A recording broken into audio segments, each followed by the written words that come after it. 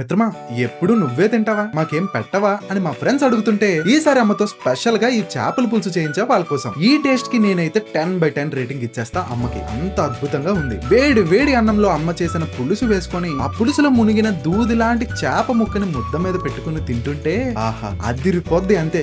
Video ఇప్పుడే save చేసుకోండి, process చెప్పేస్తా. ముందుగా 1 కేజీ ఫ్రెష్ చెరువు చేప ముక్కల్ని తీసుకుని శుభ్రంగా కడగండి. మ్యారినేషన్ కోసం కారం, గరం మసాలా, పసుపు, సాల్ట్, వాటర్ వేసి కలిపి చేప ముక్కలకి మసాలా పట్టేలా ముంచి అట్లీస్ట్ 1 అవర్ ఫ్రిడ్జ్ లో పెట్టండి. పులుసు కోసం ముక్కలుగా కోసుకున్న 4 ఆనియన్స్, 2 టమాటో, అల్లం, వెల్లుల్లి రెబ్బలు, 1 స్పూన్ ఆవాలు, 1 స్పూన్ జీలకర్ర వేసి మెత్తగా గ్రైండ్ చేసుకోండి. ఇప్పుడు స్టవ్ ఆన్ చేసి కడాయిలో ఆయిల్ వేడెక్కిన తర్వాత గ్రైండ్ చేసిన పేస్ట్ ని వేసి కలిపి మూత పెట్టి 5 నిమిషాలు మగ్గనివ్వండి. ఇప్పుడు మూత తీసి అందులో 2 స్పూన్ల కారం, 2 స్పూన్ల ఉప్పు, 1/2 స్పూన్ పసుపు, 1/2 స్పూన్ మెంతి పొడి, కొద్దిగా కస్తూరి మెతి వేసి బాగా కలిపి కొద్దిగా కరివేపాకు, అలానే 5 పచ్చిమిర్చి చీలికలు వేసి కలపండి. ఇప్పుడు అందులో 50 గ్రాముల చింతపండు నుండి తీసిన రసం వేసి అదే కప్పుతో 3 కప్పుల నీళ్లు వేసుకొని చిటికెడు బెల్లం వేసి మూత పెట్టి మరగనివ్వండి. ఇప్పుడు మరిగిన పులుసులో మ్యారినేట్ చేసిన చేప ముక్కలను ఒక్కొక్కటిగా వేసి మూత పెట్టండి. 2 నిమిషాల తర్వాత మూత తీసి కాస్త గరం మసాలా వేసి ముక్క చెదరకుండా గరిటితో ఒక్కసారి కలపండి. చివరగా కాస్త కొత్తిమీర వేసి 1 నిమిషం మూత పెట్టి తీస్తే చాలు.